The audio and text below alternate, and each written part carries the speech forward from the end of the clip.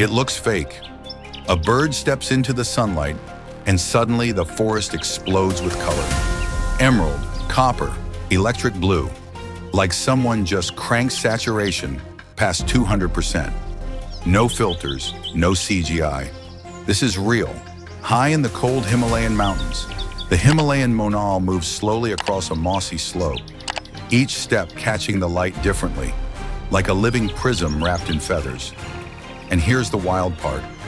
This isn't a tropical rainforest showpiece. This is a bird that thrives in snow, thin air, and brutal winters. So today we're asking a dangerous question. What happens when nature becomes too beautiful to believe? Because the monal is just the beginning. Across the planet, there are birds so perfectly colored, so impossibly designed, they look like they were generated by an AI trained on fantasy art. But every feather has a purpose, every color a cost. In this journey, we'll uncover why evolution sometimes paints with excess, how light, motion, and survival collide to create creatures that seem unreal, and why standing out in the wild can be just as deadly as it is dazzling. So as the monal lifts its head, sunlight rippling across its metallic crown, ask yourself this: if beauty makes you visible, why would nature risk creating something like this? And what other birds are hiding in plain sight, waiting to shatter what you think is real? A bird that looks like it was dipped in molten metal somehow survives where oxygen runs thin and winters try to kill everything that moves. That's the Himalayan monal, Nepal's national bird, and one of the most visually extreme birds ever produced by evolution. This pheasant lives high in the Himalayas, usually between 2,700 and 4,500 meters, in cold alpine forests, rhododendron slopes, and open mountain meadows. These are not gentle environments. Snow can fall suddenly, food is seasonal, and predators are always watching. So the first question that hits you is obvious. Why would a bird shine like a disco ball in a place where blending in could mean survival? Up close, the male monal is unreal. Its plumage shifts between emerald green, copper red, cobalt blue, and violet depending on the angle of light. This isn't pigment alone. It's structural coloration, microscopic feather layers bending light like a prism. The female, by contrast, wears mottled browns and grays, perfectly camouflaged for nesting on the ground. Flashy male, stealthy female, classic high-risk, high-reward strategy. Smart or reckless? That's your first debate. Monals feed mostly on roots, tubers, insects, larvae, and seeds. They use their strong, curved beaks to dig into soil, often flipping rocks and leaf litter like tiny mountain bulldozers. During winter, when food is scarce, they move lower in elevation, forming loose groups to forage more efficiently. Their call isn't musical. It's a sharp, whistling series of notes that carries well through thin mountain air, especially during breeding season. Spring is when the male's colors matter most.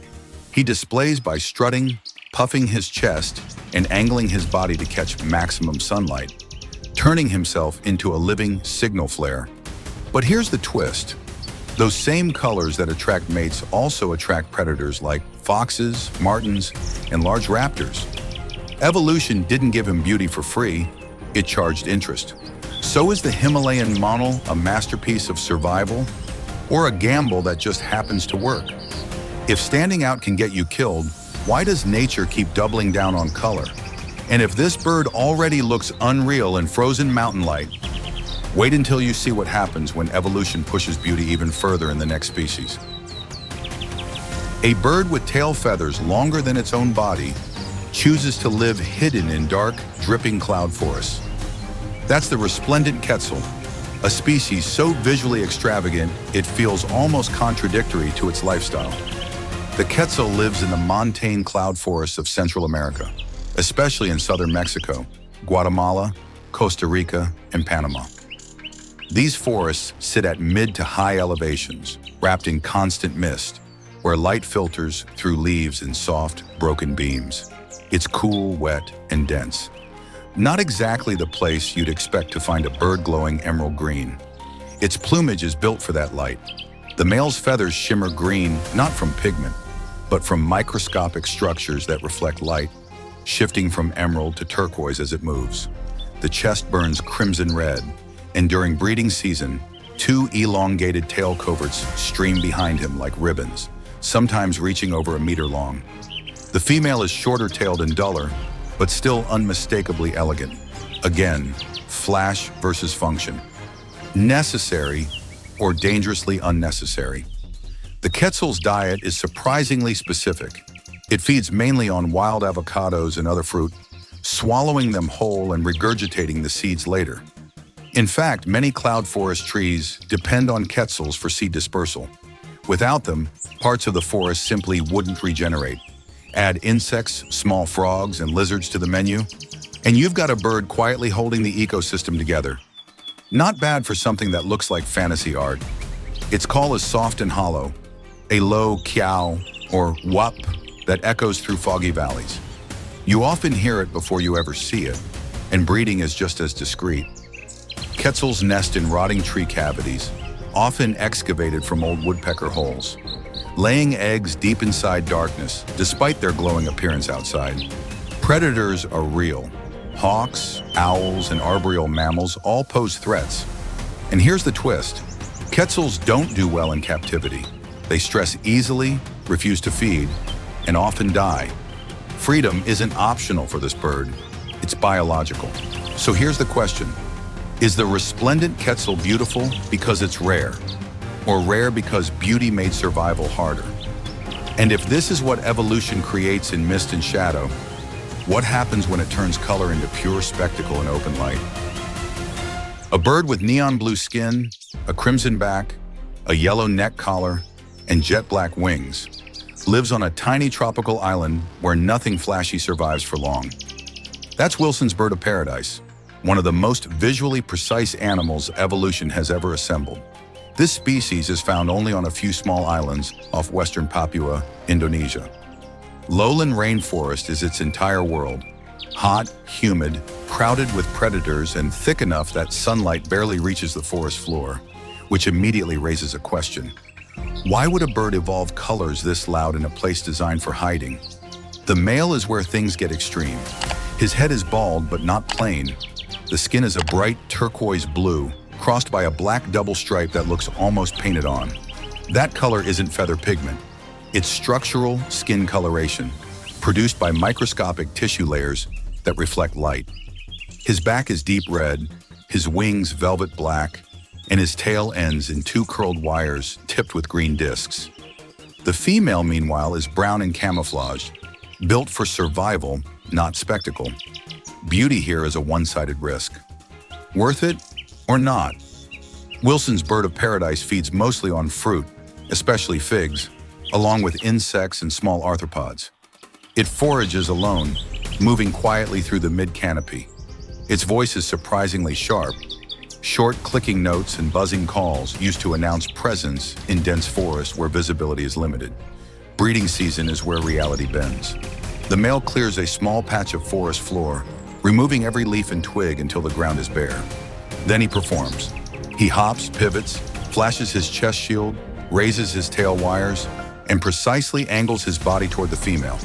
This is not random dancing. Studies show females reject males whose display timing or symmetry is even slightly off. Precision matters. Almost mechanical. That's your debate. Is this art or ruthless biological quality control? Predators include snakes, raptors, and tree-climbing mammals. And here's the twist. All that color disappears in low light.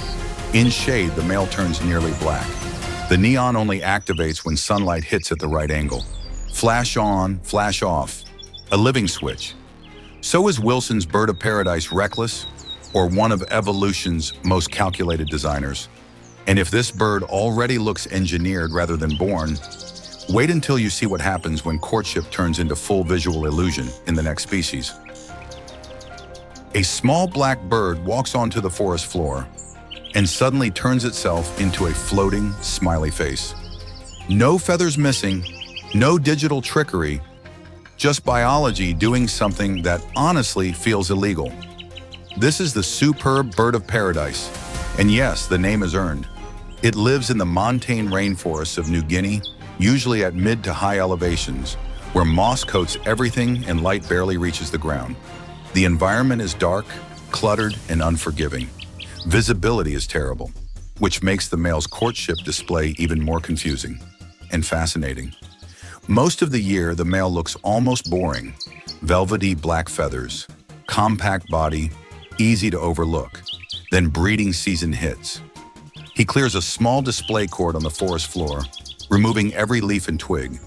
When a female arrives, the transformation begins. He raises specialized feathers from his chest and head, forming a near-perfect oval disc. Two bright blue patches above his eyes flare into view, creating the illusion of a glowing face. Not metaphorically, visually. Scientists have measured the feathers and found they absorb almost all light, making the blue appear unnaturally bright by contrast. This isn't color, it's optical engineering. Here's the mini twist. That famous smiley face doesn't exist until the display is complete. At the wrong angle, or with poor timing, the illusion collapses. Females are ruthless about it. If the dance is off, if the symmetry fails, if the rhythm breaks, she leaves. Debate time. Is this mating or a live performance audition with zero tolerance for mistakes?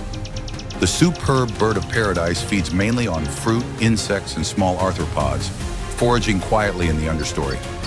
Its vocalizations are sharp clicks and raspy calls, used mostly to advertise territory and readiness during breeding season. Outside of courtship, it's a solitary bird, rarely interacting with others. Predators include snakes, birds of prey, and arboreal mammals, which makes the display even riskier. During courtship, the male is exposed, distracted, and highly visible. Evolution didn't remove the danger, it doubled down on precision instead. So here's the uncomfortable question.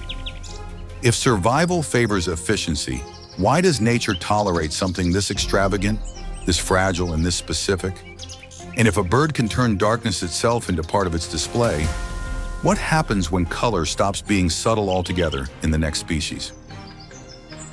A bird the size of a house cat screaming across the rainforest canopy in pure red, yellow, and blue somehow survives in a world where being seen usually gets you eaten. That's the scarlet macaw, one of the loudest, brightest contradictions in the natural world. Scarlet macaws live in lowland tropical rainforests from southern Mexico through Central America and deep into the Amazon basin. These are dense, competitive ecosystems packed with predators, parasites, and rivals. Yet instead of blending in, the macaw goes full signal flare. Its plumage is dominated by scarlet red with bold yellow bands and electric blue flight feathers. High contrast blocks that look more like toy colors than camouflage. The question writes itself. Why advertise your location this aggressively? Part of the answer is social. Macaws are rarely alone. They live in pairs or small flocks and rely heavily on constant vocal communication. Their calls are loud, harsh squawks that can travel several kilometers through forest. Pleasant? No. Effective? Extremely. Those screams help mates stay connected while flying at high speed through thick canopy. If you can't hear your partner, you lose them. Diet explains the rest. Scarlet macaws feed mainly on hard seeds, nuts, fruits, and clay-rich soil from riverbanks. That clay isn't random. It helps neutralize toxins found in many unripe fruits they eat. Few animals can process that chemical load. Fewer still have beaks powerful enough to crack palm nuts like concrete. That oversized curved bill isn't decoration, it's industrial equipment. Here's a mini twist most people miss. Those bright colors may actually help macaws recognize each other instantly in chaotic jungle light. When everything is green, red stands out. Debate time. Are macaws visible because they're reckless, or because they're so well-armed, chemically and socially, that hiding isn't necessary anymore? Breeding pairs bond for life. They nest high in tree cavities, laying 1 to 3 eggs. Both parents raise the chicks, and young macaws stay dependent for months, learning what to eat and what not to touch. A critical lesson in a toxic forest. Predators include large raptors, monkeys, and snakes, especially for chicks. Adults rely on height, flight power, and group vigilance rather than stealth. So here's the challenge. If being bright makes you obvious, but being obvious makes you successful, is camouflage always the best strategy? And if this is what raw color looks like when survival allows it, wait until evolution turns the saturation dial even higher in the next species. A bird small enough to fit in your hand somehow carries 3 completely different colors on one body. Blue head, red belly, green back. Like it couldn't decide and chose all of them. That's the painted bunting, often called the most colorful songbird in North America, and also one of the most misunderstood. Painted buntings breed in the southern United States, especially along the southeast and parts of the Midwest, then migrate to Mexico, Central America, and the Caribbean for winter. They favor open woodland edges, scrub, hedgerows, and brushy fields, places with thick cover, not wide open space, which immediately raises a question. Why would a bird this bright choose environments built for hiding? The answer starts with the feathers. Adult males wear intense red, blue, and green produced by both pigments and feather structure. Females and young birds, however, are plain green, almost invisible in foliage. That difference isn't aesthetic, it's survival math. Females spend more time nesting and feeding chicks, where camouflage matters more than showing off. Males take the visibility risk, but only during breeding season. Smart trade-off or unnecessary danger. Painted buntings feed mostly on seeds and insects. During breeding season, protein-heavy insects dominate the diet, especially caterpillars and beetles needed for chick growth. Outside that season, seeds take over. They forage low, hopping through dense cover, rarely lingering in the open. If you see one clearly, it usually means it messed up. Their song is fast, high-pitched, and slightly jumbled, a series of short phrases that sound rushed, almost nervous. Males sing to defend territory and attract mates, often from hidden perches. And here's a mini twist. Painted buntings are aggressively territorial. Males will fight other males over breeding space, sometimes so intensely that it leads to injury or death. Debate time. Is extreme beauty worth it if it pushes competition this far? Predators include hawks, snakes, and domestic cats, especially during migration and nesting. Human threats matter too. For years, these birds were trapped illegally for the pet trade because of their color. Ironically, the very thing that makes them beautiful made them vulnerable. So if being colorful increases risk, why hasn't evolution toned them down? Maybe because in the end, reproduction beats caution. And if this is what color looks like in a bird that still tries to hide, wait until we leave North America behind and meet a species that puts every shade on full display in open African light.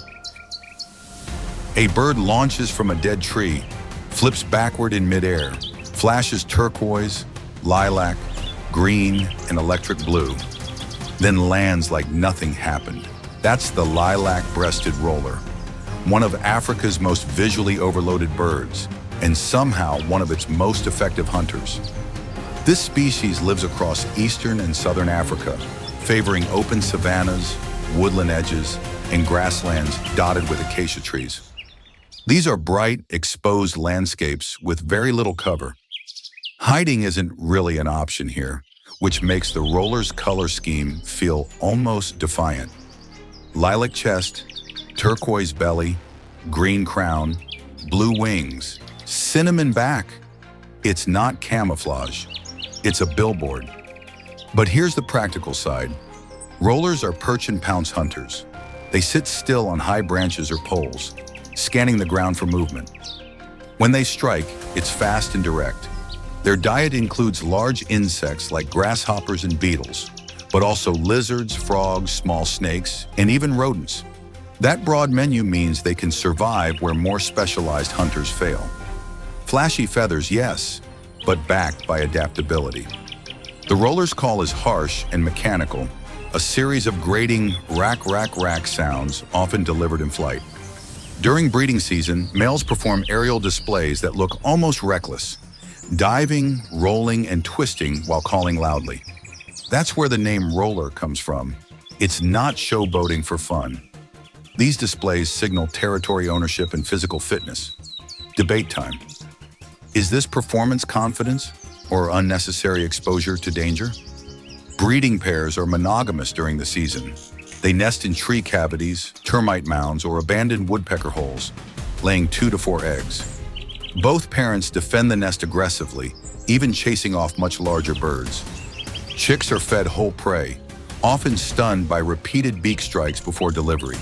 Efficient, but not gentle. Predators include large raptors, snakes, and mammals that can reach nests. Adults rely on sharp eyesight, speed, and open visibility rather than stealth. And here's a mini twist. Those bright colors may actually confuse predators in motion, breaking up the bird's outline during flight under harsh sunlight. Not hiding, but disrupting perception. So is the lilac-breasted roller reckless for being so visible, or simply optimized for a world where hiding doesn't work anyway? And if this is what survival looks like in open African light, wait until pattern, texture, and contrast reach a whole new level in the next species. A duck swims past and suddenly looks like it's wearing a carved wooden mask, silk sails on its back, and hand-painted stripes everywhere else. No exaggeration, that's the mandarin duck, one of the most visually complex waterfowl on the planet. Mandarin ducks are native to East Asia, breeding in eastern Russia, northeastern China, Korea, and Japan. They prefer wooded freshwater habitats, forested lakes, slow rivers, and ponds with overhanging trees. Unlike most ducks, they often perch in trees, nesting in cavities several meters above the water. That alone already breaks the normal duck rule. The male's plumage during breeding season is where things get almost absurd. Orange sail feathers rise from the back like decorative fins. The face is layered with white crescents, black lines, chestnut tones, and a purple-green sheen across the breast. These colors aren't random. They're produced by a mix of pigments and feather structure, creating sharp contrasts that remain visible even in dappled forest light. The female, meanwhile, is gray-brown with white eye rings, quiet, practical, and perfectly camouflaged. Same species, 2 completely different design philosophies. Necessary contrast or evolutionary overkill? Outside the breeding season, males molt into a much duller eclipsed plumage, temporarily losing the flashy look. That's your mini twist. The unreal duck only exists part of the year. When survival matters more than attraction, the color switch turns off. Mandarin ducks feed on seeds, acorns, aquatic plants, insects, snails, and small invertebrates. In autumn, acorns become especially important, and birds may travel considerable distances inland to find oak forests. Their calls are soft whistles and squeaks, nothing dramatic, which fits a species that relies more on visual signals than sound. Breeding begins in spring. Females lay eggs in tree cavities, and when the ducklings hatch, something incredible happens. They jump. From heights that can exceed 10 meters, the chicks leap out of the nest, bounce on the forest floor, and follow the mother to water. No flight feathers, no safety net. Debate time. Is that bravery or just physics plus luck? Predators include raccoon dogs, foxes, raptors, and large fish that take ducklings. Adults rely on agility, tree nesting, and seasonal camouflage rather than aggression. So here's the question. If a bird can switch between invisible and ornamental masterpiece on schedule, which version is the real one? And if layered patterns already look this unreal on water, wait until metallic shine takes center stage in the next species. A pigeon walks across a tropical beach, and suddenly it looks like polished metal under sunlight. Greens shift to bronze, copper slides into gold, and nothing about it says ordinary. This is the Nicobar pigeon, the closest living relative of the dodo, and easily the most visually misleading pigeon on Earth. Nicobar pigeons live across island chains of Southeast Asia and the Western Pacific, from the Andaman and Nicobar Islands through Indonesia, the Philippines, and parts of Melanesia. They favor small offshore islands, coastal forests, and mangroves, places with few ground predators and dense cover. During the day, they forage inland, and at night, they often roost together on isolated islets. That daily commute already hints at a lifestyle built around safety, not speed. Their plumage is where confusion starts. The feathers are dark but highly iridescent, reflecting metallic green, teal, and copper depending on angle and light. This effect comes from feather microstructure, not bright pigment. The long neck hackles catch sunlight in flashes, while the head stays a deep slate gray and the tail is stark white. It looks engineered, but it serves a purpose. In broken coastal light, that shifting shine disrupts the bird's outline as it moves. Debate moment. Is this flashiness for display or for visual interference? Nicobar pigeons feed mainly on seeds, fruits, and fallen nuts, including tough coastal species many birds ignore. They forage on the ground, walking deliberately rather than hopping. Their voice is low and booming, a deep coo that carries through forest understory without drawing sharp attention. Not musical, but effective. Breeding behavior is understated. They nest in trees or dense shrubs, usually laying a single egg. Both parents share incubation and chick care. The young grow slowly, which is risky. But island environments trade predator pressure for patience. When predators arrive, though, things fall apart quickly. Introduced cats, rats, and humans have wiped out populations across parts of their range. Color didn't save them. Isolation once did. Here's the quiet twist. Despite their shine, Nicobar pigeons are shy and cautious. They flush early, fly strongly, and avoid open spaces when disturbed. The metal look doesn't mean bold behavior, it's surface only. So here's the question. If a bird can look futuristic while living such a conservative life, is beauty really about confidence or just a byproduct of structure? And if metallic feathers already blur the line between biology and illusion, wait until pure color saturation takes over in the next species. A bird barely heavier than a couple of coins somehow wears red, yellow, green, black, and purple all at once, and still manages to survive in one of Australia's harshest climates. That's the Gouldian finch, often called the most colorful finch on Earth, and one of the most scientifically studied for a reason.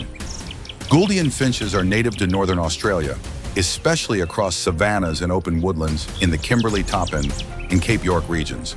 These areas swing between extreme wet seasons and long, punishing droughts. Food appears, disappears, and reappears on a schedule that doesn't care who's hungry. So right away, the obvious question, how does a bird this delicate-looking make it here? The plumage is the first distraction. Bright green back, yellow belly, purple breast, turquoise highlights, and a head that comes in 3 color morphs, black, red, or yellow. And this isn't random variation. Head color is genetically linked to behavior and hormone levels. Red-headed males tend to be more aggressive.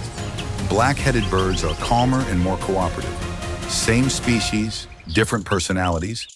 Debate time, is color just decoration or a visible personality trait written into feathers? Their diet is almost entirely grass seeds, especially native sorghum. During the dry season, when seeds harden and water disappears, Gouldian finches must drink daily. Miss a water source, and they don't last long.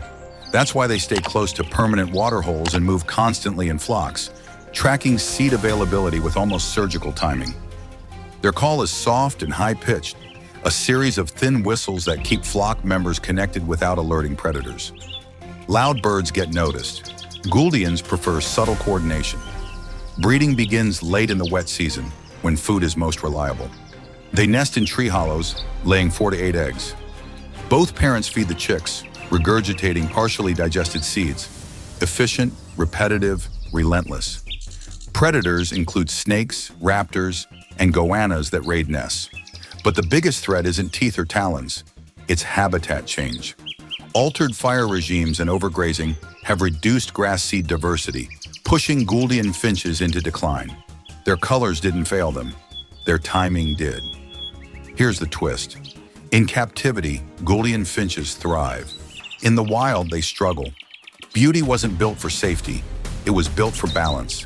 So if extreme color can coexist with extreme vulnerability, maybe looking unreal isn't an advantage at all. Maybe it's a warning. And if this is where our first chapter of Impossible Beauty ends, the next birds are about to push shape, form, and illusion even further. A bird lands on the ground looking fairly normal, then suddenly fans its head into a blazing orange crown with black tips, like it just deployed a living signal flag. That's the hoopoe, a species whose appearance can change your impression in a single second. Hoopoes are widely distributed across Europe, Asia, and much of Africa.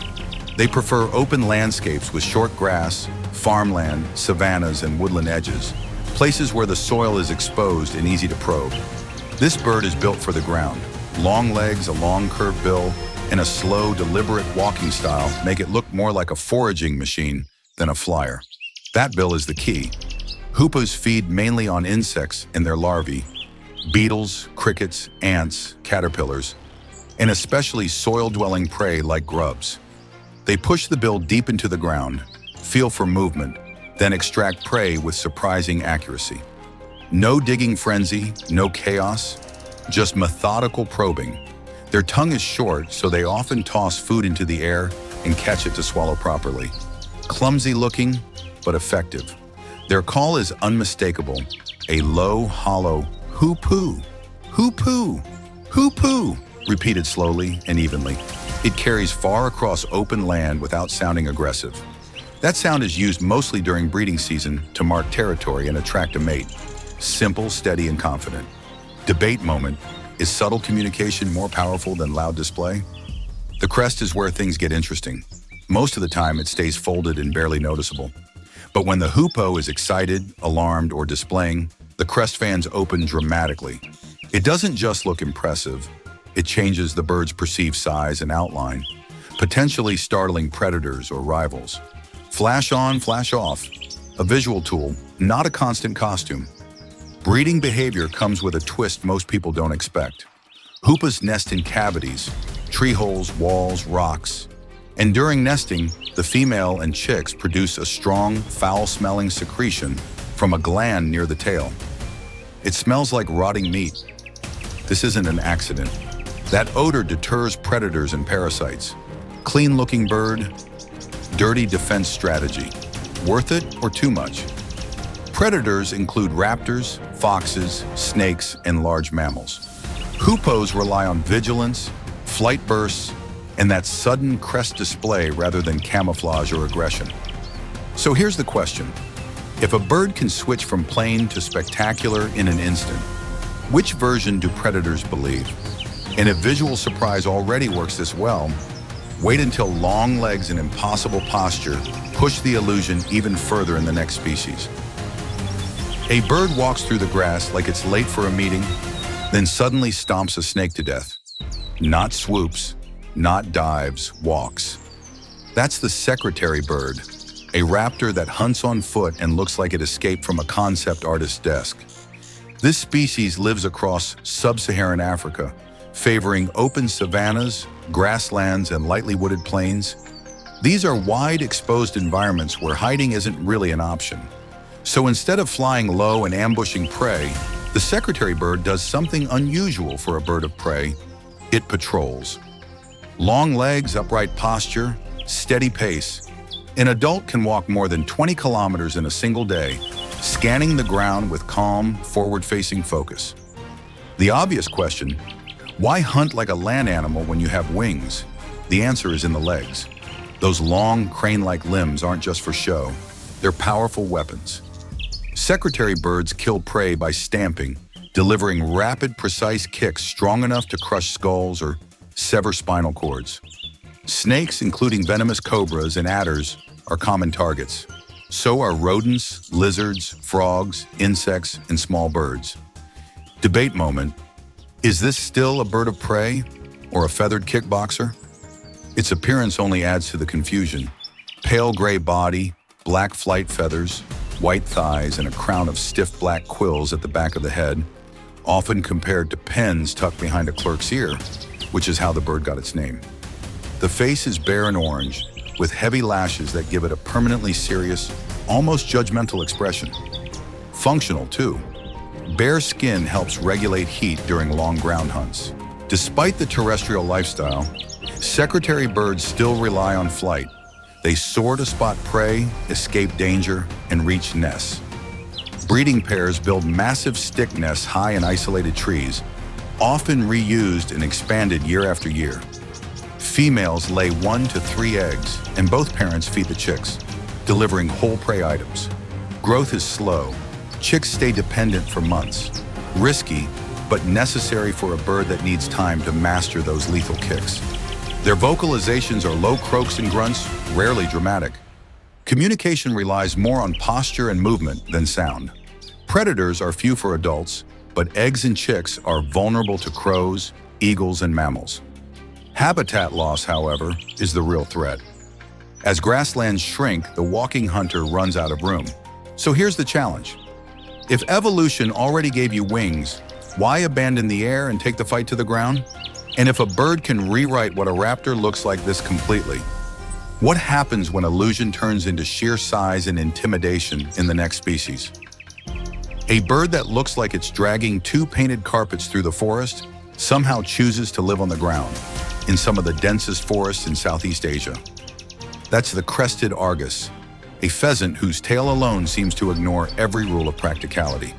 Crested argus inhabit montane evergreen forests across Vietnam, Laos, and parts of southern China, usually between 1,000 and 2,000 meters in elevation. These forests are dark, steep, and tangled with undergrowth. Visibility is low, movement is difficult, and predators are always close, which immediately raises a question: why evolve a tail so long and patterned that it can exceed a meter in length? The answer lies in the feathers themselves.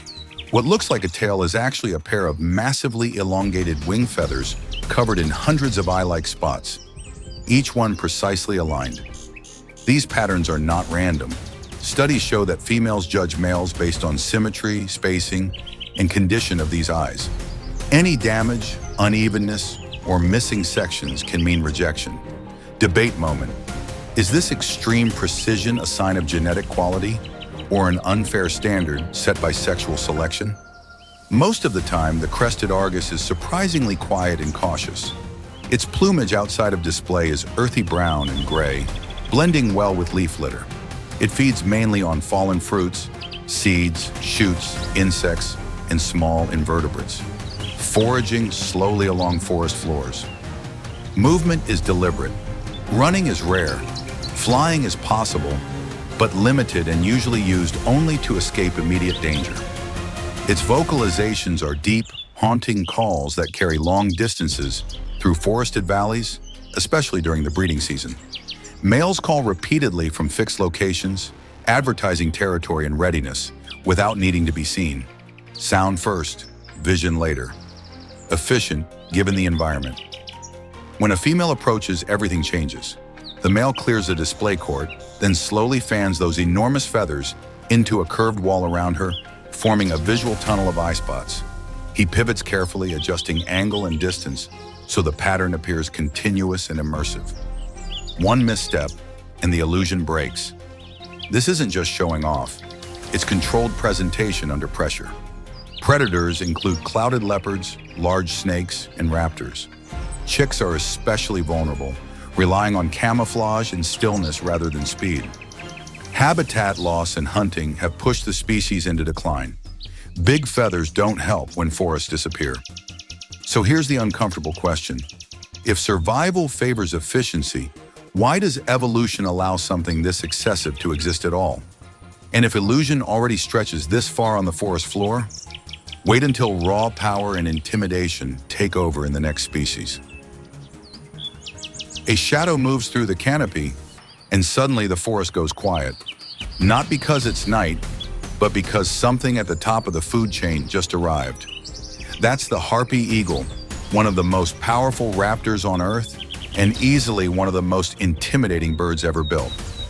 Harpy eagles live in lowland tropical rainforests across Central and South America, especially the Amazon basin.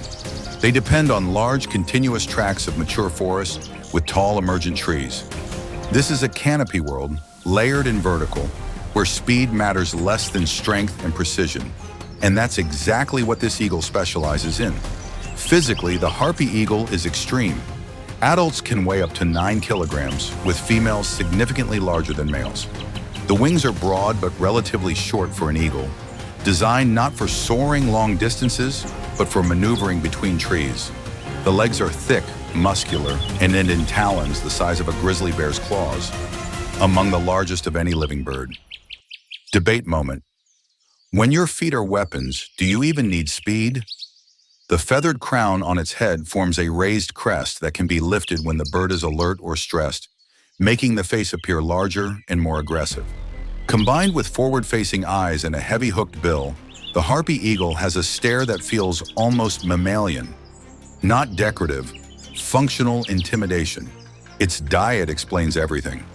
Harpy eagles primarily hunt tree-dwelling mammals, sloths, monkeys, opossums, and kinkajous. They also take large birds like macaws and curassows. Hunting is silent. The eagle perches for long periods, scanning the canopy, then launches in a short, explosive flight. One strike, no chase. The prey often never sees it coming. Vocalizations are surprisingly subdued. Soft whistles and weak-sounding calls, mostly near the nest. Power doesn't need noise. Breeding is slow and conservative. Pairs build massive nests high in emergent trees, often reused for years. The female lays 1 to 2 eggs, but typically only one chick survives. Parents invest heavily, feeding the chick for many months. A full breeding cycle can take 2 to 3 years. High investment, low margin for error. Natural predators are virtually non-existent for adults. The real threat is humans. Deforestation removes nesting trees and hunting grounds, breaking the system this bird depends on. Strength means nothing without space. So here's the question. If you're powerful enough to dominate an entire forest layer, what happens when that forest disappears? And if intimidation has already reached this level, wait until evolution adds flowing ornament and spectacle back into the equation with the next species. A large brown bird lifts off from the treetops, and suddenly a cloud of golden feathers pours out behind it, flowing, rippling, almost detached from the body itself. That's the greater bird of paradise, a species whose ornamentation is so extreme that early explorers believed it never touched the ground at all. This bird lives in the lowland rainforests and swamp forests of New Guinea and surrounding islands. Warm, humid, and crowded with life, these forests are visually chaotic. Light filters in broken shafts and movement is constant. In that environment, subtlety doesn't travel far. Visibility does.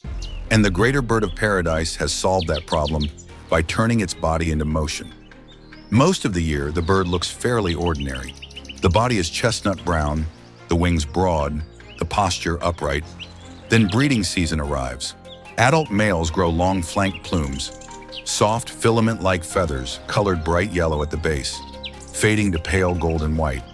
These feathers don't sit flat, they float.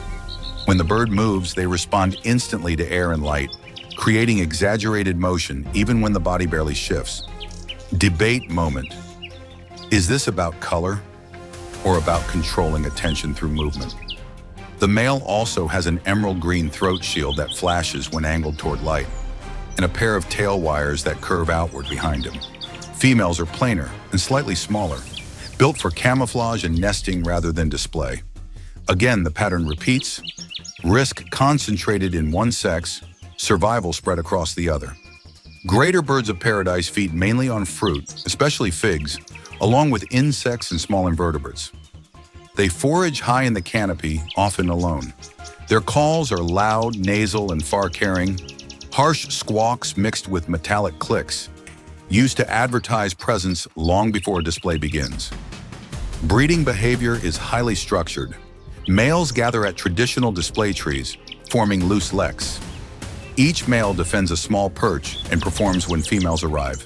Displays involve hanging upside down, spreading flank plumes into a shimmering halo, and vibrating wings to keep the feathers in constant motion. Females watch closely, often rejecting multiple males before choosing. Precision matters. Endurance matters. One weak performance ends the chance. Predators include large raptors, snakes, and arboreal mammals. During displays, males are exposed and distracted. Evolution didn't reduce that risk. It amplified the signal anyway. So here's the question. If attraction depends on excess, At what point does beauty stop being an advantage and start becoming a liability? And if flowing feathers already bend perception this much, wait until evolution strips the body down and replaces it with something even stranger in the next species. A bird hops onto a branch, and two impossibly long blue wires rise from its head, bending, shaking, glowing like fiber optic cables catching the light. Nothing about this looks biological, and yet it is. This is the king of Saxony bird of paradise, one of the strangest visual experiments evolution has ever approved. This species is found only in the montane forests of New Guinea, usually between 1,500 and 2,800 meters. These forests are cool, misty, and dim, with light slipping through in narrow beams. Visibility is limited. Details get lost quickly, which makes the male's head ornaments even more puzzling and more effective. Those wires aren't feathers in the usual sense. They're elongated shafts with tiny reflective plates that scatter light, creating a neon blue shimmer visible even in deep shade. They can grow longer than the bird's entire body. During display, the male raises, lowers, vibrates, and angles them independently, turning simple head movements into exaggerated visual signals. Debate moment: is this decoration or a biological highlighter designed to hijack attention? The rest of the bird is relatively plain: dark brown to black plumage, compact body, short tail. The female is even more subdued, lacking the head wires entirely and blending easily into forest foliage. Once again, risk is concentrated in the male. If predators are watching, he's the one advertising. King of Saxony birds of paradise feed mainly on fruit, especially figs, along with insects and small arthropods. They forage alone in the mid to upper canopy, moving deliberately and rarely rushing. Their vocalizations are sharp clicks and buzzing notes, often given just before or during display to draw attention without revealing exact position. Breeding behavior centers on isolated display perches rather than communal leks. When a female approaches, the male performs a precise routine: bouncing, wing flicking, and wire manipulation timed to her movements. Females are selective. Poor timing, damaged ornaments, or weak posture can end the encounter instantly. Precision isn't optional here. It's the entire test. Predators include raptors and arboreal mammals, especially when males are distracted. Habitat loss at higher elevations poses an increasing threat. These birds can't simply move lower without losing the environment their displays depend on. So here's the question: if evolution can turn head feathers into glowing signals, where exactly is the line between natural selection and design illusion? And if this already feels engineered rather than evolved, the next species pushes size, power, and attitude into even more intimidating territory. A massive eagle sits motionless in the canopy, staring straight ahead, and it looks less like a bird and more like a myth that learned how to hunt. That's the Philippine eagle, one of the largest and rarest eagles on Earth, built for dominance in dense tropical forest. This species is found only in the Philippines, primarily on the islands of Luzon, Samar, Leyte, and Mindanao. It depends on lowland and montane rainforests with tall, continuous canopy. These forests are thick, shadowed, and vertically complex. Long-distance soaring doesn't work here. Precision does. So this eagle evolved broad wings for short bursts of flight and an unusually long tail for balance while weaving between trees. Its appearance is unmistakable. A shaggy crest of long brown and cream feathers crowns the head, often raised to make the bird look larger and more aggressive. The eyes are pale blue-gray, facing forward, giving it binocular vision and a piercing, almost human focus. Debate moment: when a predator looks this alert, is fear part of the weapon? The Philippine eagle's diet explains its size. It hunts monkeys, flying lemurs, civets, large birds, and reptiles. Despite the old name monkey-eating eagle, it's a flexible hunter, taking whatever large prey the forest provides. Hunting is patient. The eagle perches silently, scanning branches and movement below, then launches in a sudden, powerful strike. No chase, no warning. One impact decides everything. Its call is loud and far-carrying, a series of sharp whistles often heard at dawn. These vocalizations help maintain territory in forests where visibility is limited. Territories are huge, sometimes covering dozens of square kilometers, because large prey isn't evenly distributed. That alone makes population density naturally low. Breeding is slow and demanding. Pairs mate for life and build massive stick nests high in emergent trees. The female lays a single egg. 1. The chick is fed and protected for over a year, and parents typically breed only once every 2 years. That's an incredibly fragile strategy. Debate moment: is specialization strength or a setup for disaster? Natural predators are virtually non-existent for adults. The real threat is habitat loss. Deforestation removes nesting trees and breaks hunting territories into unusable fragments. An eagle this powerful can't adapt to small patches. So here's the question.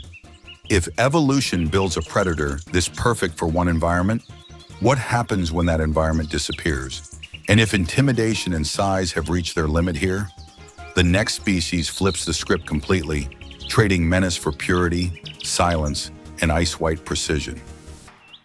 A shape lifts from the snow, and for a second it looks like the ground itself decided to fly. That's the snowy owl, a predator so pale, so still, it can disappear in plain sight across the Arctic. Snowy owls live in the high Arctic tundra of North America, Greenland, and Eurasia, breeding far above the tree line where winter dominates most of the year. This is an open, treeless world of wind, ice, and extreme light. Endless daylight in summer, endless darkness in winter. Camouflage here isn't about blending into foliage. It's about becoming part of the landscape itself. Their plumage does exactly that. Adult males are nearly pure white, while females and younger birds retain dark barring across the body. That difference isn't cosmetic. Females spend more time guarding nests on the ground, where pattern helps break up their outline. Males who hunt more actively benefit from near-total visual disappearance against snow. Debate moment: is perfect white a display of dominance or the ultimate stealth strategy? Snowy owls hunt mainly lemmings, and their population cycles rise and fall with lemming numbers. In good years, a single owl may eat several rodents a day. In bad years, they expand their diet to include hares, ducks, seabirds, and even fish. Unlike most owls, they hunt in daylight, using sharp vision rather than darkness. Silence still matters. Their wings are specially feathered to muffle sound, allowing low-level flight just above the tundra. Their call is deep and resonant, barking hoots that carry across open plains, especially during breeding season. Nests are simple scrapes on raised ground, chosen for visibility rather than concealment. From these vantage points, females can spot predators like foxes or jaegers approaching from far away. Eggs are laid directly on the ground, and clutch size depends heavily on food availability. In lemming-rich years, females may lay up to 11 eggs. In poor years, they may not breed at all. Extreme flexibility in an extreme environment. Predators rarely threaten adults, but chicks are vulnerable. Still, snowy owls are fiercely defensive, diving at intruders with powerful talons. Climate change now poses the greatest risk, altering prey cycles and shrinking suitable tundra habitat. So here's the question. If survival depends on becoming invisible, what happens when the landscape itself starts to change color? And if illusion can come from absence rather than excess, the next birds will show us how light itself becomes the canvas. A bird appears on a branch and looks like a fragment of sky that broke loose and forgot how to fall. Flat cyan blue, smooth violet shadows, almost no visible texture. That's the spangled cotinga, a species whose color doesn't behave like feathers at all. Spangled cotingas live in the lowland rainforests of northern South America, especially across the Amazon basin and the Guyanas. They favor the upper canopy, where sunlight is strong and direct, and where leaves constantly shimmer in motion. This is a place where detail gets lost fast, which makes solid, uninterrupted color surprisingly powerful. The male's plumage is the entire story. Bright cyan blue across most of the body, with darker violet tones on the wings and back.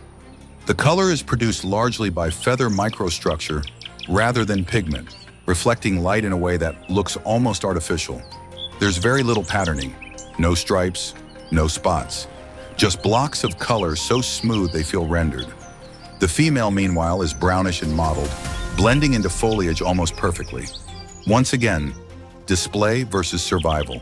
Necessary contrast or evolutionary imbalance? Spangled cotingas feed mainly on fruit, especially figs, supplemented by insects. They forage quietly, often remaining motionless for long periods before making short, direct flights to feeding trees. Their movement is minimal. Let the color do the talking.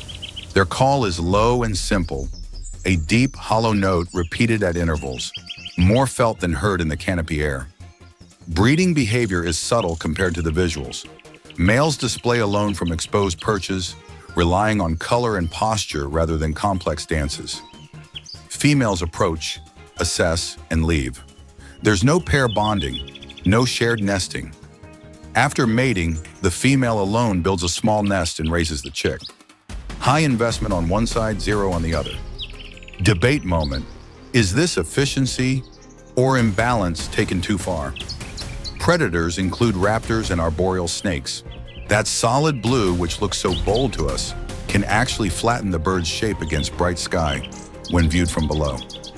In motionless light, the bird becomes a color patch without depth, flashy up close, disappearing at a distance. Here's the twist.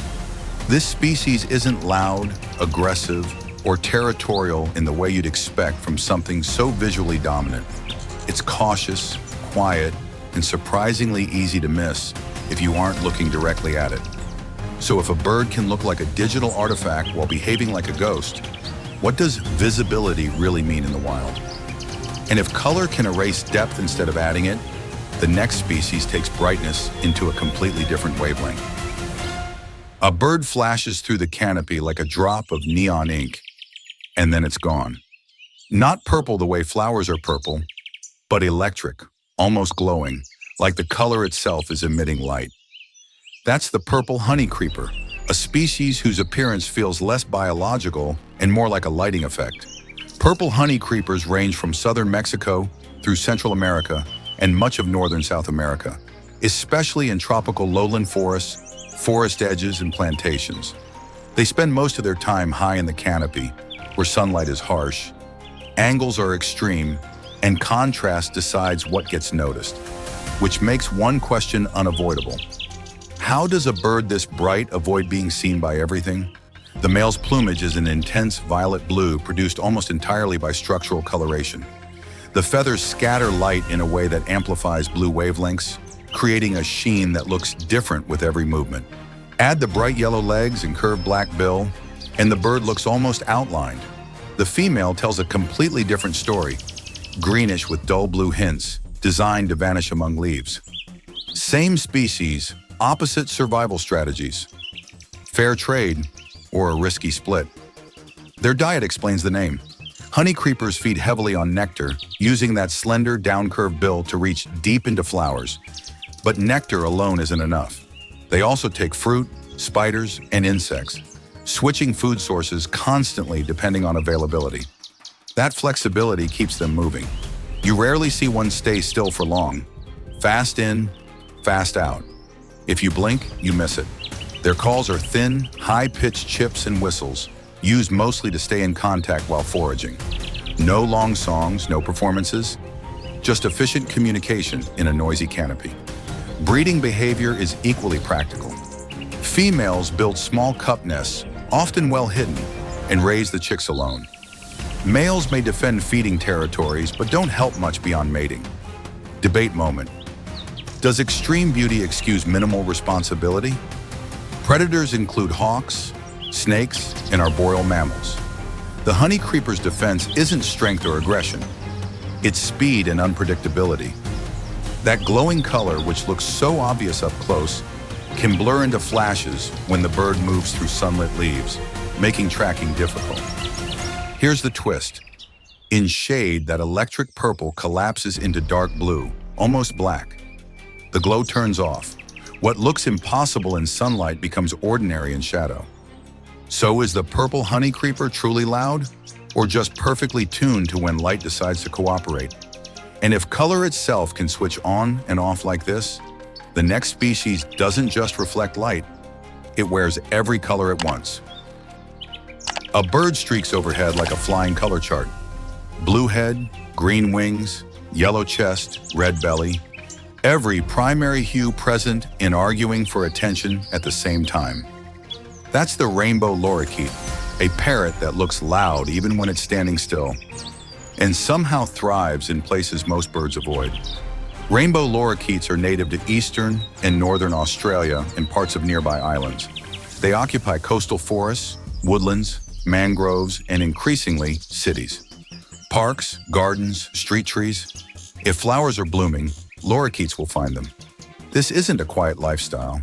It's noisy, competitive, and crowded. Which raises the question, why evolve such extreme coloration in environments already full of movement and eyes? The plumage is a full spectrum display produced by a mix of pigments and feather structure. Blue on the head, green across the back and wings, yellow and orange across the chest, and deep red on the belly. Unlike some birds, both males and females look nearly identical. No hidden sex differences, no toned-down version. Everyone wears the uniform. Debate moment. If color is risky, why doesn't one sex step back? Diet explains much of their behavior. Rainbow lorikeets are nectar specialists. Their tongues are tipped with brush-like papillae that soak up nectar and pollen from flowers. They also eat soft fruits and occasionally insects. Nectar is abundant, but scattered and temporary. When trees flower, lorikeets arrive in force. When flowering ends, they move on. This feast or famine rhythm fuels their constant motion and aggressive social behavior. Their calls are impossible to ignore. Loud, high-pitched screeches echo as flocks fly or feed together. These calls aren't songs, they're contact signals, warnings, arguments. In dense flocks, silence would mean collision. Noise is survival, and here's a twist. Those bright colors help lorikeets recognize each other instantly in chaotic feeding swarms. When everyone's moving fast, clarity matters more than camouflage. Breeding occurs in spring and summer. Pairs nest in tree hollows, often competing fiercely for limited cavities. Clutches usually contain 2 eggs. Both parents feed the chicks regurgitated nectar and fruit pulp. Parenting is intense but efficient. Chicks grow fast because food sources don't wait. Predators include raptors, snakes, and urban threats like cars and window strikes. Yet lorikeets persist, even expanding their range in cities. Color didn't slow them down, adaptability saved them. So here's the question. If being bright, loud, and obvious actually works in chaos, is camouflage overrated?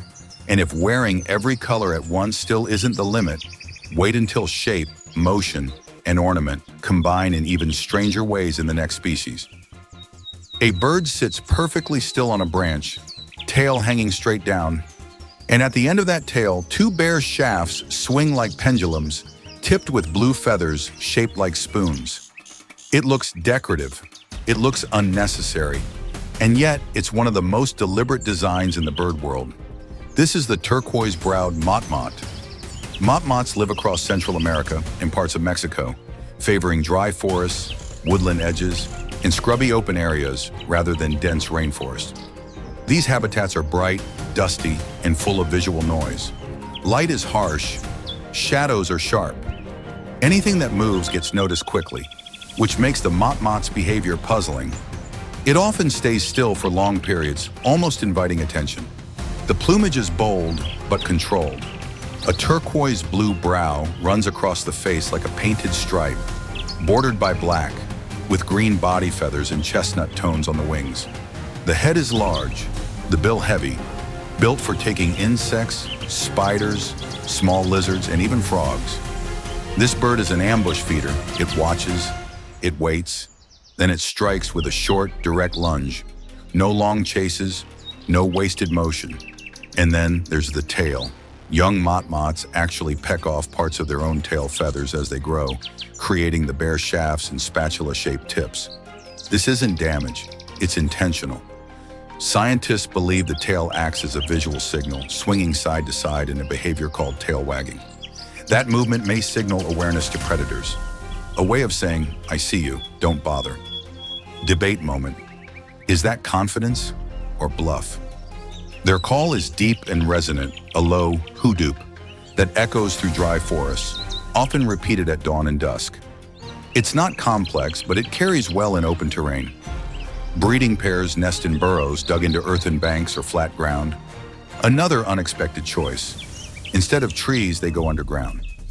Eggs are laid deep inside these tunnels, safe from many predators but vulnerable to flooding and collapse. Both parents share incubation and feeding duties. Chicks are fed insects and small vertebrates, delivered directly to the nest. Predators include snakes, raptors, and mammals that locate burrows.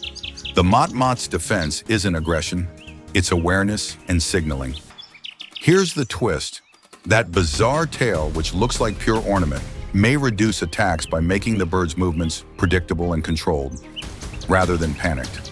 Calm can be a weapon, so if a bird can survive by signaling confidence instead of hiding, what happens when contrast, size, and sculpted bills push that strategy even further? A bird flies past with a bill so oversized it looks almost cartoonish. White tips, black curves, sharp contrast like it was outlined on purpose. That's the crowned hornbill, a species that turns its face into a visual statement before you even notice the rest of the body.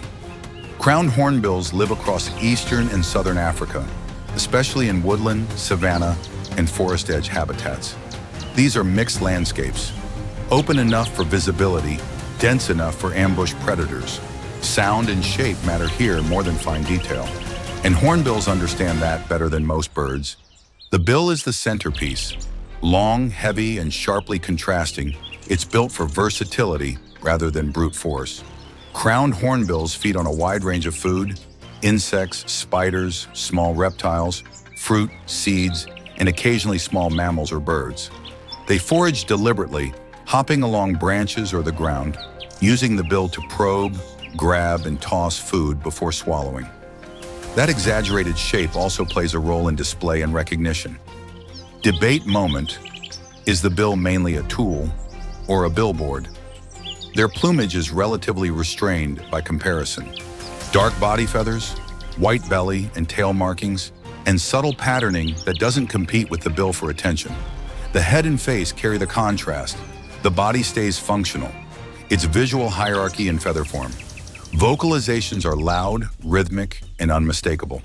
A series of hollow hoots and cackling calls echo through the woodland, often given in duets by bonded pairs. These calls aren't just noise. They reinforce pair bonds and announce territory ownership. In environments where visibility is limited, sound becomes identity. Breeding behavior is where hornbills break expectations. The female seals herself inside a tree cavity using mud, fruit pulp, and droppings, leaving only a narrow slit. She stays inside for weeks, even months, while she lays eggs and raises the chicks. During that entire time, the male feeds her through the slit, delivering food multiple times a day. Total dependence, total trust. Debate moment: is this the ultimate partnership or the riskiest breeding strategy imaginable? Predators include large raptors, snakes, and mammals that can access nests before sealing is complete. Once sealed, the nest becomes remarkably secure. The female later breaks out, and the chicks reseal the cavity themselves until ready to fledge. So here's the question. If survival sometimes means locking yourself in and trusting one partner completely, how did evolution decide that was worth the risk? And if bold contrast already commands attention this effectively, the next species takes ornamentation into a realm that feels less like feathers and more like fashion. A pigeon steps out of the shadows of the forest floor, and suddenly it looks dressed for a royal ceremony. Powder blue body, deep maroon chest, and a lace-like crest rising from its head like a piece of handcrafted jewelry. This is the blue-crowned pigeon, proof that even the most underestimated bird family can take a dramatic evolutionary turn. Blue-crowned pigeons are native to the lowland rainforests and swamp forests of New Guinea and nearby islands. Unlike most pigeons that live in trees or cities, this species is largely terrestrial. It spends much of its time walking slowly along the forest floor, weaving through roots and leaf litter. The environment is dim, humid, and crowded with ground-level danger, which makes its size and visibility immediately questionable. This is one of the largest pigeons in the world, weighing over 2 kilograms. Its plumage is a soft bluish gray that absorbs rather than reflects light, helping it blend into the shadowed understory. The real standout is the crest, tall, fan-shaped, and tipped with white spots, each feather ending like a tiny spoon. That crest isn't rigid decoration. It rises and falls depending on the bird's alertness or mood. Debate moment. Is the crest for attracting mates or for making the head look larger to potential threats? Their diet is made up mostly of fallen fruits, seeds, and small invertebrates. They swallow food whole, relying on a strong gizzard to grind it down later. Foraging is slow and deliberate, with frequent pauses to scan for danger. Their call matches that lifestyle, deep, low, and booming, almost like distant drums. It carries far through forest understory without revealing precise location. Breeding behavior is conservative. Pairs are monogamous, building simple stick nests low in trees or shrubs rather than high canopy. Usually only a single egg is laid. Both parents share incubation and feeding duties, producing a rich crop milk to nourish the chick. Growth is slow but steady, a strategy that prioritizes survival over numbers. Predators include large snakes, monitored lizards, and forest raptors. But the greatest threat today is humans. Hunting and habitat loss have pushed populations into decline. Size and beauty don't help when the forest disappears. Here's the quiet twist. Despite its extravagant appearance, this pigeon is shy, cautious, and easily stressed. The crown doesn't signal dominance, it signals identity. So if something this ornate survives by staying calm and grounded, what happens when color stops being soft and starts glowing again in the next species? A small bird hops through dense foliage and flashes a smooth gradient of yellow, olive green, and warm orange. Like someone airbrushed the colors instead of painting them. That's the red-billed Liothrix, often called the Pekin robin, and one of the most deceptively polished songbirds in Asia. This species is native to the foothills and montane forests of the Himalayas, southern China, and parts of Southeast Asia. It prefers dense understory in evergreen and mixed forests, bamboo thickets, and forest edges where light filters in softly rather than blasting through. These are layered environments where sharp contrast disappears quickly, which makes smooth color transitions unusually effective. Its plumage isn't loud in the way parrots or rollers are loud. Instead, it blends from greenish olive on the back into rich yellow underparts, with orange-red highlights on the wings and a bright coral red bill. There are no harsh lines, everything flows. That gradient effect helps the bird stay visible to its own kind, while remaining surprisingly hard to isolate in foliage. Debate moment. Is this camouflage or selective visibility tuned only for the right eyes? Red-billed Liothrix feed on insects, spiders, berries, and soft fruits. During breeding season, protein-rich insects dominate the diet, especially for feeding chicks. Outside that season, fruit becomes more important. They forage actively in pairs or small groups, moving quickly through low vegetation, rarely staying exposed for long. Their voice is where the species truly stands out. The song is rich, whistled, and musical, often compared to that of a nightingale, but lighter and faster. Males sing from hidden perches, delivering complex phrases that carry through thick undergrowth. Calls between group members are sharp and metallic, keeping contact without drawing too much attention. Sound does the announcing, color stays controlled. Breeding behavior is careful and cooperative. Pairs build cup-shaped nests low in shrubs or bamboo, well concealed. The female lays 2 to 4 eggs, and both parents share incubation and chick feeding. Nest defense relies on secrecy rather than aggression. Predators include snakes, small mammals, and forest birds of prey, especially when nests are discovered. Here's the twist. Despite its subtle wild lifestyle, the red-billed Liothrix became highly popular in the cage bird trade because of its song and color. Introduced populations now exist far outside its native range. Beauty escaped confinement, but not without ecological consequences. So here's the question. If elegance can be soft, controlled, and still irresistible? Does survival really require extremes? And if this is what refinement looks like, the next species trades smooth gradients for raw metallic shine and impossible contrast. A bird steps out of the reeds and suddenly looks like it was forged from polished metal. Electric blue chest, emerald green back, purple shoulders, and legs so bright yellow they almost glow. That's the purple gallinule, a wetland bird that looks completely out of place in the muddy, tangled world it lives in. Purple gallinules range across the southeastern United States, Central America, the Caribbean, and much of South America. They inhabit freshwater marshes, swamps, ponds, and floating vegetation mats. These environments are chaotic, shifting plants, reflective water, and constant movement. Visibility changes by the second, which makes the gallinule's color scheme feel almost reckless at first glance. Its plumage is highly iridescent. Blues and greens shift with angle and light, produced by feather structure rather than heavy pigment. In direct sun, the bird looks unreal. In shade, those colors darken and flatten, helping it blend into shadowed vegetation. That switch is the first mini twist. The shine isn't always on. It's conditional. The body shape is just as unusual. Long toes spread wide, allowing the bird to walk on floating plants without sinking. It moves carefully, almost tiptoeing across lily pads while feeding on seeds, aquatic plants, insects, snails, and small frogs. It's an omnivore built for balance, not speed. Debate moment: is elegance in movement as important as color in survival? Its call is a series of sharp squawks and clucks, often given when alarmed or during territorial disputes.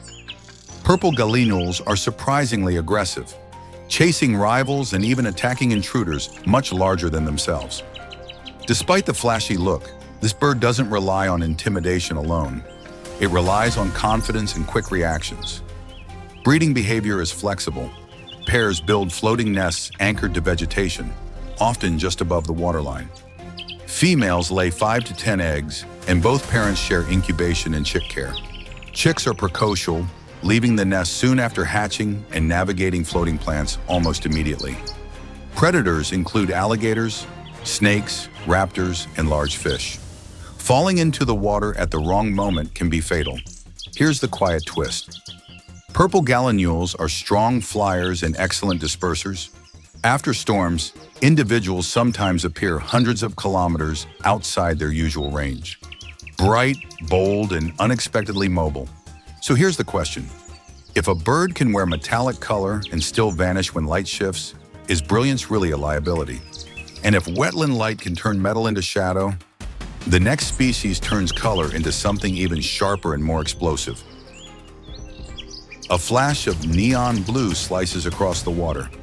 And if you blink, it's gone. Not a blur, a spark. That's the malachite kingfisher, a bird so intensely colored, it looks more like a glowing icon than a living animal. Malachite kingfishers are found across sub-Saharan Africa, anywhere freshwater exists. Rivers, lakes, marshes, and slow streams. These habitats are reflective, high-contrast environments where light bounces off water and vegetation constantly shifts. In that chaos, subtle colors get lost. High saturation doesn't.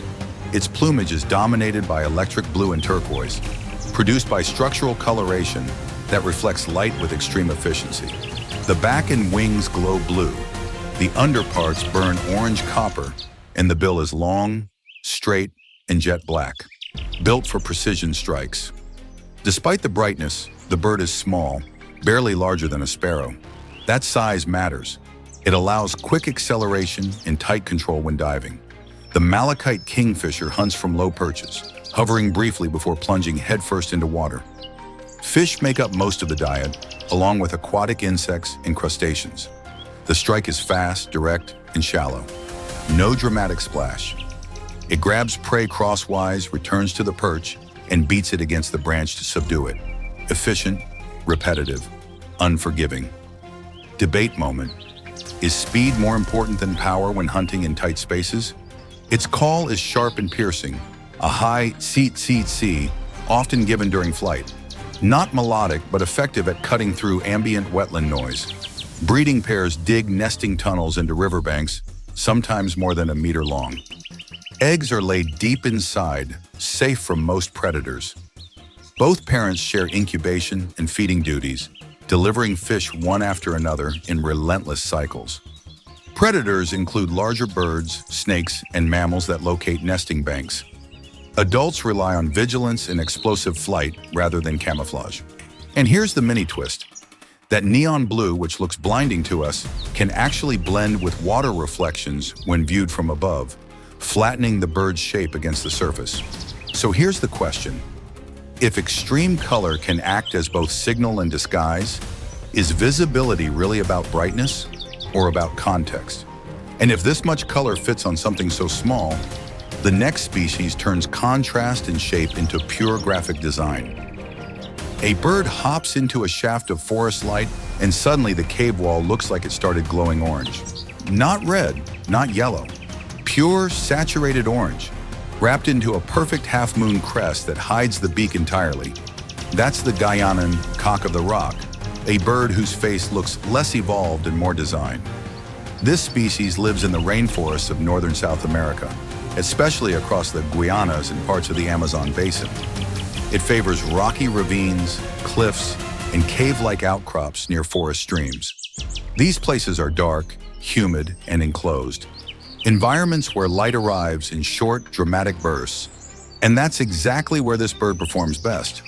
The male's plumage is shockingly uniform, brilliant orange from head to body, with black wings and tail that sharpen the contrast even further.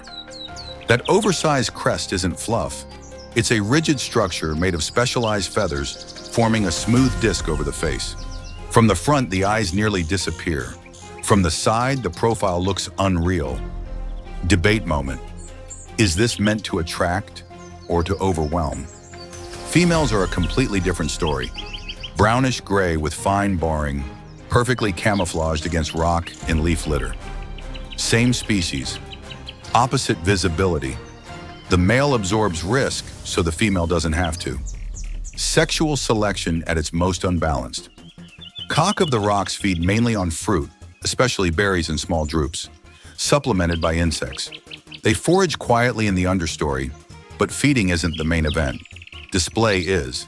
Males gather at traditional leks on the forest floor, often near rocky overhangs.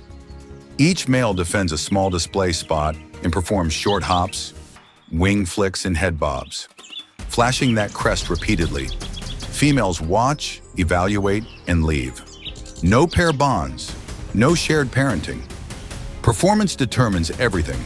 Their calls are harsh croaks and grunts, nothing musical, delivered during display and territorial disputes.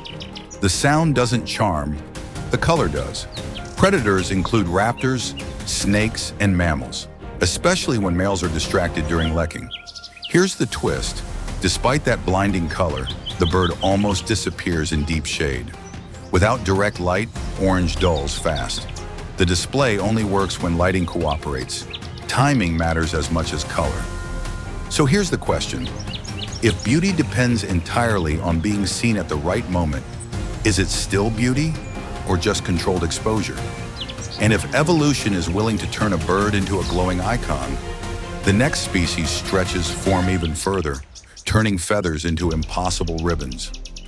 A bird moves through the misty forest and two white ribbons trail behind it.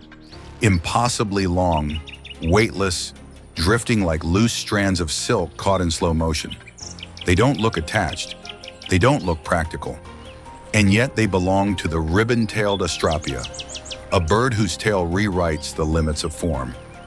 This species lives high in the central highlands of Papua New Guinea, in cool montane forests between roughly 1,800 and 3,400 meters. These forests are steep, wet, and dim, often wrapped in cloud. Flight here is short and careful. Space is limited, which makes the male's tail, often over 3 times the length of his body, feel almost absurd. Those ribbons aren't stiff feathers. They're narrow, flexible shafts with minimal vane, designed to move with the slightest air current. When the bird perches, they hang straight down. When it flies, they twist, lag, and ripple, exaggerating every movement. Females watch closely. Studies suggest tail length directly affects mating success. Longer tails win. Debate moment. When preference keeps pushing a trait further, does evolution have a stopping point? The rest of the male's plumage is relatively restrained.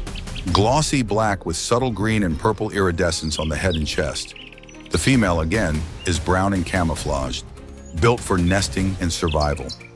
Once more, ornament is concentrated where risk is highest. Ribbon-tailed astrapias feed mainly on fruit, especially figs, along with insects and small arthropods.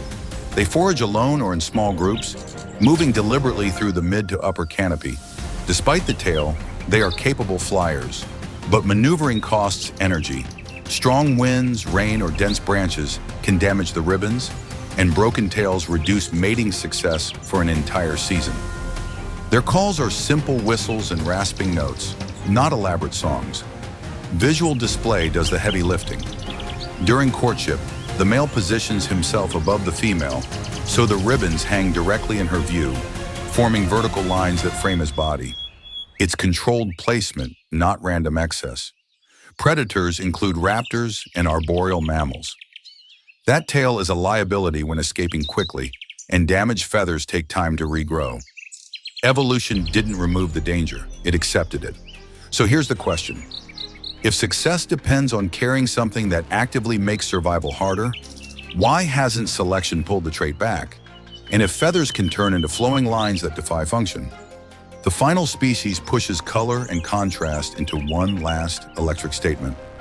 A dark bird lifts its wings in the forest shade, and suddenly two flashes of electric blue ignite at the edges, like neon accents switching on at exactly the right moment. This is the bluebird of paradise, a species that saves its color for when it matters most. It lives in the montane forests of eastern Papua New Guinea, usually between 1,400 and 2,000 meters. These forests are cool, humid, and dim, with thick moss, tangled branches, and filtered light that changes by the second. Constant brightness doesn't work here. Timing does. Most of the male's body is deep velvety black, absorbing light rather than reflecting it. That darkness is intentional. It creates contrast. During courtship, when the wings are raised and extended, vivid electric blue panels along the wing edges flare into view. The effect is sudden and directional, blue appearing exactly where the female's eyes are drawn. Not a full-body costume, a controlled reveal. Debate moment. Is restraint more powerful than excess? The male also has a shimmering blue throat patch and a pair of slender tail wires, but these are secondary to the wing display. Females are brown and cryptic, built for concealment rather than spectacle. Once again, the risk is unevenly distributed. Bluebirds of paradise feed mainly on fruit, especially figs, supplemented by insects and small arthropods. They forage quietly in the mid-canopy, rarely drawing attention outside of breeding season. Their calls are nasal and far-carrying, used to announce territory and attract females before any visual display begins. Breeding behavior centers on leks, where males gather at traditional display sites. Each male performs individually, hanging upside down or perching, while spreading wings, vibrating them to keep the blue edges in constant motion. Females visit, observe, and leave. No pair bonds form. No parental care follows. Once mating is complete, the female alone builds the nest, lays eggs, and raises the chick. Performance is everything. Commitment is zero. Predators include raptors and arboreal mammals, especially during display when males are exposed and distracted. Damage to feathers can ruin an entire breeding season. Evolution didn't soften the risk, it refined the signal instead. So here's the final question. If evolution can turn light, shadow, and motion into deliberate illusion, where exactly does biology end and design begin? Because after 30 species that look too beautiful to be real, one thing is clear. Nature doesn't need AI to create impossible things. So, after 30 birds, 30 different designs, 30 ways nature decided to ignore subtlety, what are we left with? Not just color, not just feathers, but intention. Every bird you just met wasn't beautiful by accident. Each color carried a cost. Each tail, crest, plume, and glow came with trade-offs. Predators watching, energy burned, survival pushed to the edge. And yet, evolution kept choosing beauty anyway. Maybe that's the part that messes with us. Because we like to think survival is about efficiency, about blending in, about playing it safe. But nature doesn't always play safe. Sometimes it takes risks. Loud ones, bright ones, almost unreasonable ones, just to see what works. And maybe that's why these birds feel unreal. They don't look optimized, they look expressive. So the next time someone says, "That looks AI generated," remember this. Long before algorithms learned how to imagine beauty, nature was already experimenting with it. And it's still running the longest design test in history, right above our heads every single day. The question is, are we still looking closely enough to notice? If you are, then this wasn't the end of the journey. It was just proof that the wild still has surprises left.